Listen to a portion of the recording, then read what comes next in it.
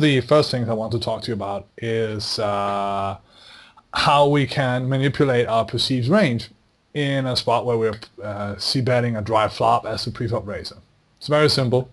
For example, flop comes something like king, 7, 3, rainbow. We're out of position and we fire c-bet on this board texture here. Our perceived range here consists of a lot of air. So we can expect villain to bluff catchers, sometimes floaters here quite a little bit depending on how often they think they'll get barreled off their hand on the turn.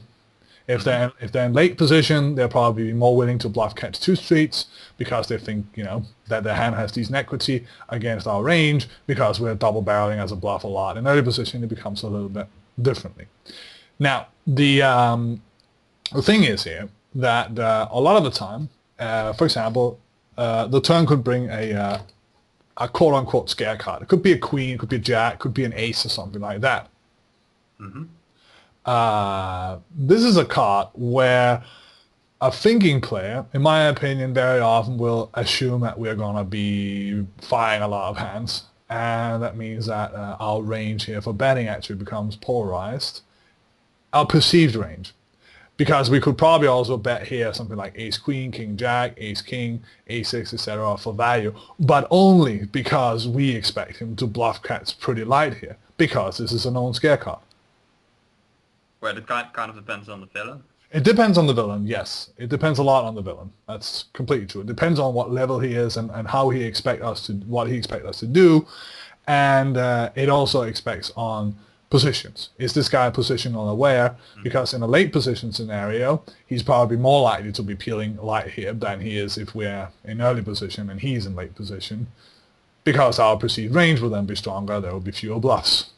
There will be more hands in our range than we can value bet. Now, one way to manipulate our perceived range is actually, in my opinion, to check here.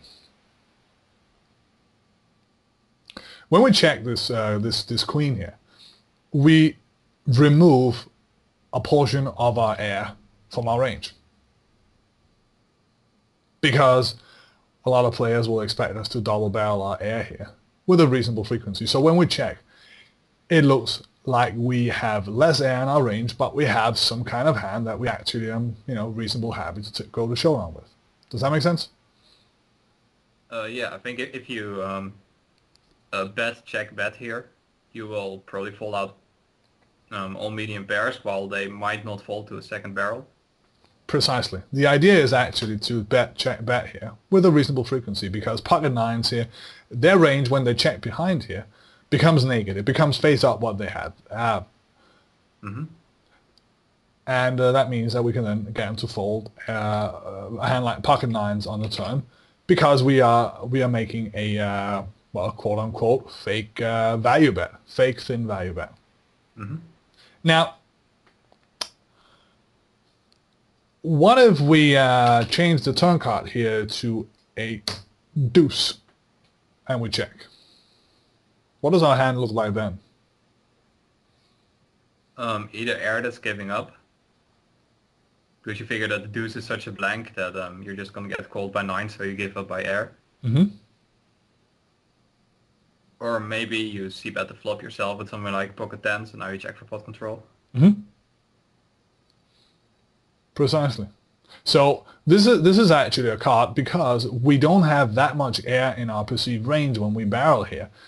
Our range gets pretty strong when we bet. So therefore, this is a spot where I have started to check with more strong hands in order to get 2 streets of value, because if we check bet here, we actually have a fair amount of air in our range that we could be bluffing on the river. Yeah, that makes sense. And it looks like a spot where if he has pocket nines here, he's more likely to stab at the pot, taking the pot down. You know, dead money on the board. I have pocket nines, bet, take it down now. Because it looks like we're giving up. If we had a strong hand here, he would expect us to bet. So these are 2 classical examples of how we can manipulate our range. One, whether the turn is a high card. The second, when the turn is a card that's not good to barrel. Another example here could be a 7 or something like that. So the whole thing here boils down to whether or not that the villain is capable of bluff raising the river. I hardly see that. Even at 3-6, I don't see many people bluff raising the river. Precisely, I agree with you because he has to be pretty insane to do it. Because, but you agree with me. What we do here is that we manipulate our range. We say, okay, I don't have a really strong hand, but I do have a hand, and we sell off, the top of our range, and the thing we buy is that we remove a lot of air from our perceived range. So this would be a spot where an aggressive guy who takes that range and says, okay, you don't have a strong hand here, so you can't call a raise. But this is, exactly as you say, this is not something that you see very often at 3-6. And it's not something you see at higher stakes very often either. Because you're telling a story that's pretty plausible. And often when they check behind and they raise you on the river, they actually have it. I tell you from experience, it's not a bluff. Yeah, I pay it off all the time, so I know. It's not a bluff. So it's like, what the fuck? Call. Oh, you had it. you just didn't want to bet because I look so weak. So, but that actually makes it a lot easier for us to get two streets of value out of our strong hands if we do this sometimes. It makes it easier for us to get it increases the potential efficiency of our double barrel bluffs, simply because we manipulate our perceived range and we don't worry too much about equity. Because this is one of the scenarios where it's very classical to say, okay, I picked up some equity on a turn, a flush draw, or whatever, and people barrel there because they pick up equity, and they don't really worry too much about their perceived range. They care more about their own hand. And I think that is good, but I also think that there is that people would become a lot harder to play against if they were willing to take some of these lines. Because imagine that you at some point take the bet check bet line here and you get looked up by pocket nines. That's pretty wonderful, because now you got a guy at the table with you who knows that you're capable of taking tricky lines as a bluff. This means that you can now start to value bet him thin with a lot of hands. Yeah, and your double barrels will also get more credit if they see you checking air on the turn. Yeah, precisely. So it simply becomes harder to play against. So this is not what I would call you don't really balance your game. You just try to use the bolt texture against the villain and mix it up so that it becomes in a certain sense it is balanced, because if you always double barrel your value hands and then also barrel air, then sure your betting range will be balanced, but your checking range will be imbalanced. Yeah, it is a step towards balance, that's true, but it becomes the times when I do it, it's more board texture and situational, game flow dependent than and villain dependent. That's actually me worrying about. Well, in most spots you either do one play 100% of the time or the other play 100% of the time, because you think that he will make a mistake to either one of them. So you're not truly balanced doing something at random, but you try to exploit it. Precisely, in the situation. And here, when we talk about the situation, we talk about the villain, positions, game flow, ball texture, our specific hand, in general, all those factors. Okay, this was one example. Let's take a different example here. Let's say that we play in a 3-bet pot where we have the same scenario. We 3-bet somebody, button versus whatever, he calls out a position, flop comes, king, 7, 9, rainbow, some drive flop where a lot of people will expect you to see bet. We 3-bet and he called out of position? And he called out of position, yeah. All right. This is a spot where people will expect you to see bet all your air. Again, you can check here sometimes. Yeah, that's actually a spot where I misrepresent quite frequently, especially if the board is ace high. It works even more there. I just whenever I 3-bet light with air, when you check, they always check fold the turn because they put you on something like pocket tens or jacks or precisely. Yeah, precisely. And you can go for thin value here like there's no tomorrow. Yeah, and for the same reason, I tend to if I have pocket tens there, I actually see bet because they will expect you. They know you 3-bet light, and they expect you to bet all your air there. Mm-hmm. So Yeah. if you check, you never get any value on the turn, but No. they might check all once with like pocket eights. Precisely. I totally agree with you. Maybe bluff the river if you check down or something. Precisely. If I have pocket kings there, there's nothing in the world that's holding me back from betting. Mm-hmm. Nothing in the world. I'm pretty happy. So. Yeah, but that is what most regulars actually do. They c-bet their aces and air, and they check their second pair type hands. Yeah. And that way, by checking your air, you will never get bluffed, and you always get folds. And you can c-bet thinner for value. Yeah, precisely, and it's wonderful. The times that when they then discover that you're capable of doing this, you can then start to check behind with strong hands every once in a while too. If you know what I mean. Simply, it's the same as before. It's just as soon as until there is a showdown in these kind of spots, your story is so credible that it works pretty well. Now, I want to. Take this a step further. I want to take a situation where we're in position and we're playing against the blinds.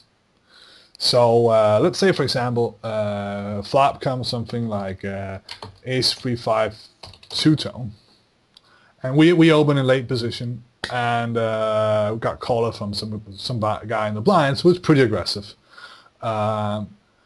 who's been check raising us a lot and generally being a pain in the ass. Knowing that we are pretty light in late position. Now this is a board tactic where I can see him check raise us a fair bit. The flush draws, overcards, well not overcards, but something like... Well, even air, if you are c-betting all your air, then if you're playing fit or fold against his check raise, then in theory it's profitable for him to check raise any two cards. Yeah, definitely. So this is a spot where we end up checking behind a lot. The problem when we check behind a lot here is that our perceived range looks a lot like pocket sevens. Do you agree with me on that? Yeah, could be. Or maybe something like king queen. But when you check behind, they won't bluff the turn and then give up, because when you check back the flop, you're almost always calling the turn bet. Mm-hmm. So they will either bluff twice or just give up on the turn. Precisely. And the idea here is that when we're playing against a player who is aggressive here from the blinds, he will expect some kind of adjustment to his aggression. And one obvious adjustment that he will be expecting for us is to start checking. So when we're playing against a player here from the blinds or check raising us a lot, and where we can't really take the pot down as frequently as we would like, we need to come up with a plan. And one of the plans that we can do here is exactly as you say, figure out how he reacts on these type of bolt textures when we check. How does he play your turn? A lot of players, the aggressive ones at least, they'll bet turn, bet river with a reasonable range, and it will be very hard for us to get to showdown with the middle of the road hands like pocket sevens here, because he will be doing the same with pocket nines, pocket tens. If he's not 3-betting them, he will be doing that with any ace. So he will have ace 10, ace jack a fair amount of the time, maybe some suited aces. The king, the ace out flop is not that many hands that he can actually bet for value. So we're not that fucked when he starts putting money into the pot. The problem is that he will put a fair amount of pressure on us, and there, because he will put a fair amount of pressure on us, we can sometimes, with a lot of we can get a lot of value out of checking behind here with an ace X hand. Yeah. Because he will bet turn, bet river, we get two streets out of him, which is again pretty nice. And if he checks the turn, you can just value bet your ace. But if you ever go to showdown with that, then because you always also check back medium pairs. And when you check back air here, and then make a delayed c-bet, and maybe even bet river, then if you do that right after you went to showdown with an ace, then that line will get much more credit. Precisely. But we need to have a dynamic with him here. We need to have an aggressive situation where he is giving us a lot of trouble with check raising. Otherwise, I prefer just betting And we need to have a situation where it makes sense for us to what, how can you put it, strengthen our bluff catching range on the river with an ace-x type of hand. Because if he's not double barreling us here when we check, but just betting once, then it's obviously a lot better for us to just bluff catch with those middle of the road hand once and then go to showdown with it. But if he's, starts putting a lot of money into the pot, it becomes pretty annoying. And when we have complete air here, if he's check raising us a lot, that's not an option. If he is leading into us on the turn when we check, that's not an option, which means that our air here is, there's no line we can take. So, and the best thing, the best spot to actually change our perceived range is by checking behind here and showing that we can actually also check behind here with strong hands and go for thin value bets if he checks. Does that make sense? Yeah, that makes sense. So because putting air in our range here when we're betting, that's exactly what he expects. And he will still be check raising us a bit. Okay, now let's change the bolt texture one more time here and say that this is something like... oh, that was not right. Rainbow.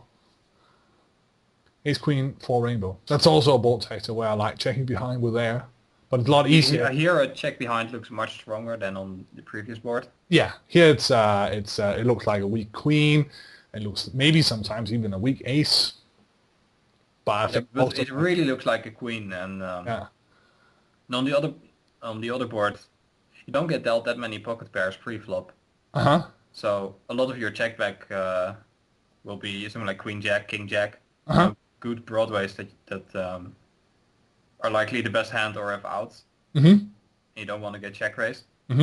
Precisely. But on this board, it really looks like you have a queen. Yeah, and this is a board texture where he doesn't have that many strong hands in his perceived range, simply in his range in general.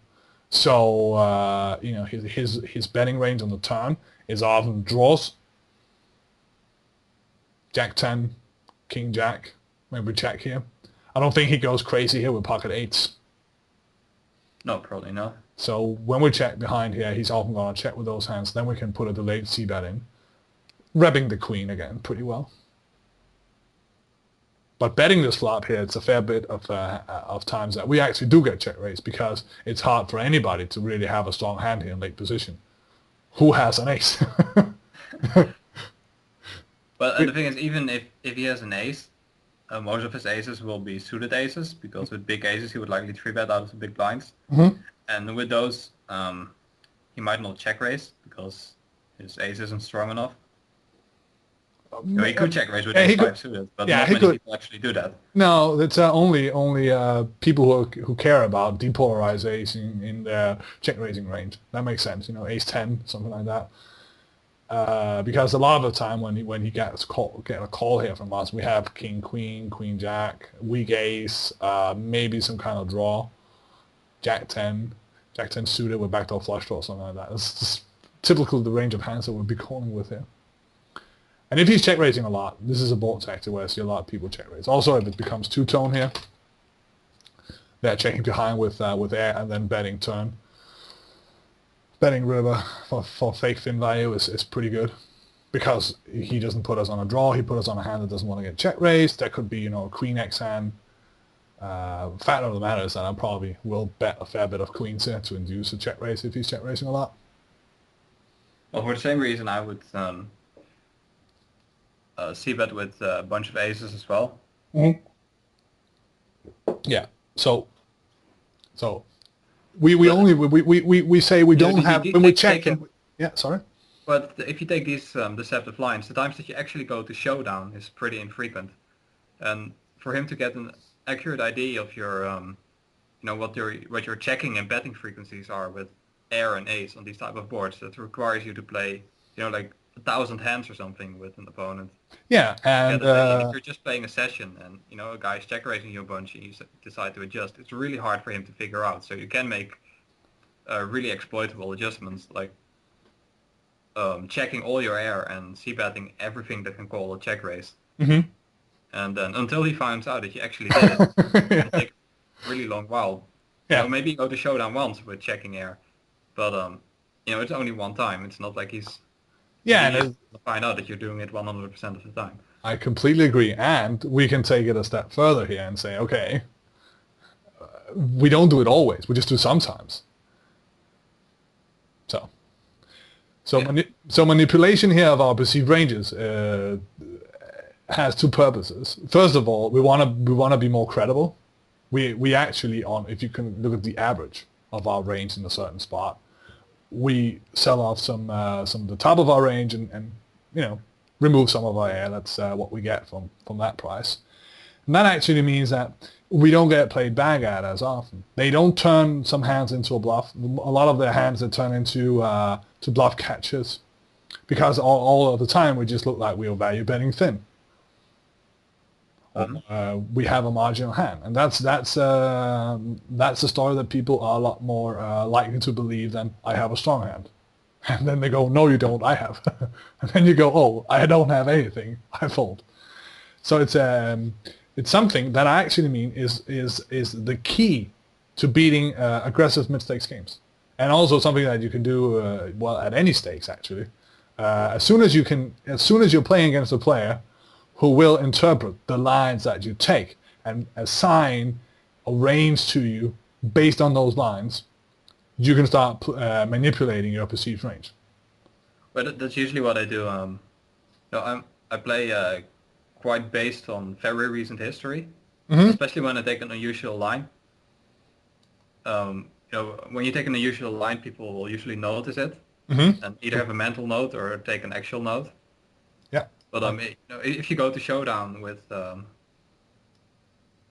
certain line and it was for value, then the next 5 times that you take a line, he's simply going to give you credit. Precisely. So I just go by whatever went to showdown last time or what he might think that was going on, and then I play the opposite from that until he finds out that I'm doing it. But that will take him a while because he will keep giving me credit for such a long time. Yeah, precisely. So when our perceived range consists of a lot of thin value bets, we can bluff a lot. And when he thinks that we're full of it, we can value bet thinly. We can't really, unless villain is a fish, we can't really value bet in a spot where we're never bluffing. Unless that we have a cooler situation, set over set or something. Yeah. So some fundamental ideas that applies to mid-stakes poker on, well, also 200L, I would say, where people, they start to understand, they don't bluff catch in a spot where we're never bluffing, unless that they're really, really call happy. Yeah. But at 100L, and also against the weaker regulars at both 200 and 400L, and 600L for that matter, who will not interpret our lines and not put us on ranges, this will be fancy play. And we're just gonna get killed. A lot of them they even play so many tables that when you take some unusual line, they don't even have the time to think about your thought process during that hand or anything. They just move on to the next hand, and they keep doing the same. Yeah. Okay. Yeah, it's good to hear that you're already doing this quite a bit. But I kind of knew it because you're just as big as a bluff monkey as I am, which is nice. But the thing is, when sometimes when I talk to people about it, I don't know if you've ever had that comment from somebody. They will go, "But you don't have any equity." Oh yes, but that's why you're bluffing, right? Precisely. I cannot win the pot if I check fold. Yeah, even sometimes, but for example, if let's take a scenario here, we 3-bet somebody and flop comes ace-7-5 rainbow. We 3-bet somebody, he calls out a position and he leads into you on the flop. I sometimes call there with complete nothing, nada, nix, call. And then when it depends on his donking range or what you think he will do. Yeah, I think a lot of the time when people they do that on these kind of flops, they just try to take it down. And I think they're going to respond to my call in a pretty honest way. I mean, if he donks the turn again, I'm just folding, because if he leads into me on this flop here and I call, it does not look like I have air. it looks like I have a bluff catcher, ace X hand, ace king, ace queen, that I'm calling him with. So when my range is face up, I have to put, some kind. I think that kind of depends on what your image is, because when I dunk into regulars, I started doing that more recently. There are some type of regulars who just, they love winning pots, especially in position. They think the pot is theirs. And when you dunk on these kind of boards, they will just not fold with whatever they have because they feel it's their board. They 3-bet and it's true. Their board, and you just don't get a fold out of them, never. And other people, they will respond really honest. Uh-huh. Okay. Yeah. I guess my I haven't got caught often enough with this line that actually had that problem. Right. I get against those regulars who just decide that it's their pot and their board because they 3-bet.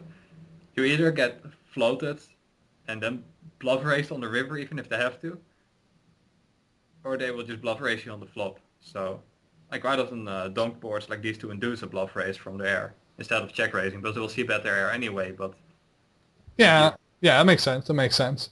I don't like bluff raising here with somebody leading to me. Actually, I just like calling, because then my perceived range looks like kings, queens, jacks, ace X hands. They just decide if you are the donker, then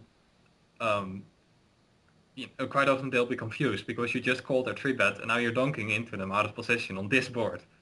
Yeah, I agree. And they go like, don't you know I can have ace king, and then they raise you. Yeah, precisely. Yeah, I like that. But the fact of the matter is that they're probably never raising ace king. No. It's just like when you lead into people in single raise pots, when you call from the blinds and they raise. What? Yeah. Yeah. It's like, and you see them, every time that all the hands that you've seen them. Sometimes these bluff raises are so painfully face up, you can just click it back even out of position. Click it back. Yeah, that'd be nice. That'd be nice. Okay. Yeah, but you do agree with me that if a random player leads into you on this kind of flop here, and you just call, it looks like you have pocket jacks, pocket queens, pocket kings, ace X. Okay. Yeah, especially if he checks the turn and then you check back the turn. Yeah, I'm definitely. I'm always checking back the turn. If I float flop there, I check back the turn. And yes. Yes.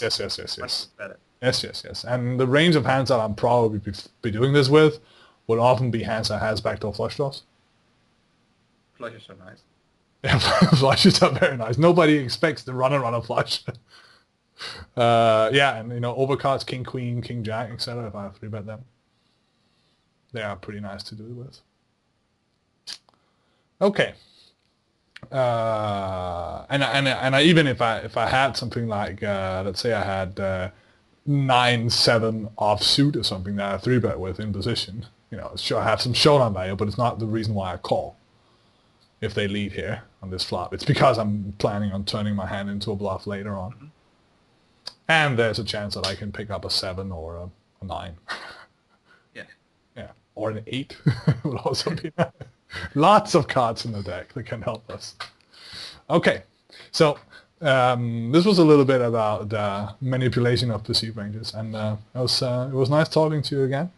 And yeah, it's definitely something I feel that people should start doing more when they're playing mid-stakes poker. Do you agree on that? Yeah, for sure. Because just playing ABC poker or equity poker is good solid. Good solid. It's kind of as soon as I moved up to 1-2, there were less fish and more regulars without blatant leaks, and it got more important to be able to exploit the multi-tabling tags. And at NL50, most regulars don't have a win rate over the other regulars. They just beat up on the fish with their value hands. But once I got to 1-2, I really started thinking about things like these, and that's where my game got. My red line started going up, and my blue line started going down. Well, up until then, it was the opposite. Yeah, you're probably not putting enough thin value bets then, but I don't know. Well, I'm putting in a lot of thin value bets, and that's why my red line is so good and blue line is bad. Because when you check down a hand that can actually value bet, Yeah, you that's win true. That's true. very often. But when you That's true. bet, you know, when you get called, you actually win less on average. You know, if Yeah, I know what you mean. if you're ahead 60% of the time when you get called, but when Yeah, you check you're ahead 90% of the time, then yeah, that's true. it's a plus fee, it's a value bet. But when you get called, you actually win less money on average than when he folds to your bet. Yeah, that's true. That's true. Unless that he knows that you're bluffing a lot. Well, yeah, but just for like red line, blue line purposes, Yeah, if you make thin value bets, that's actually bad for your showdown line and good for your non-showdown line. yeah, it's true. That's true. That's true. But how do you actually let's talk a little bit about that. Let's say that let's play this king 7 and 3 board again here with the turn queen, right? What bet sizing would you use on the river there? If I triple barrel or if No, I no, check, no. If you bet check bet. that kind of depends. Against some opponents, you can bet pretty small, so it really looks like you're making a thin value bet. You know, if you see bet flop and check the turn, and then you bet half pot on the river, you really look like you have ace queen or something. Mm-hmm. And then they will fold pocket nines at roughly the same frequency as the larger bets, so Mm-hmm. it's a better bluff. And against other players, you just um, who don't really think about it, but they just call because they get odds. Against those players, just bet big to represent a strong hand, and they respect big So, bets more. okay, So it kind of so depends whether they're just looking at their hand and thinking map pot odds, or if they're thinking about what your bet size means. Against yeah, some players, I go for the deceptive bet size, where I bluff really small because I can't be bluffing when I bet that small. And against others, I just bet big to bomb them with their hand, basically. yeah, Against the fish, I tend to bet bigger, and against thinking regulars, I tend to use the deceptive bet size. yeah. I agree with you. But if I was betting there on the river for value against a regular, I actually like a bigger bet for value. Yeah, for sure. I played a hand today where I had Jack 10 and the board was Jack high, Mm-hmm. and I check called the flop and turn went check check, and on the river the bottom cards paired and the flush draw missed, Mm-hmm.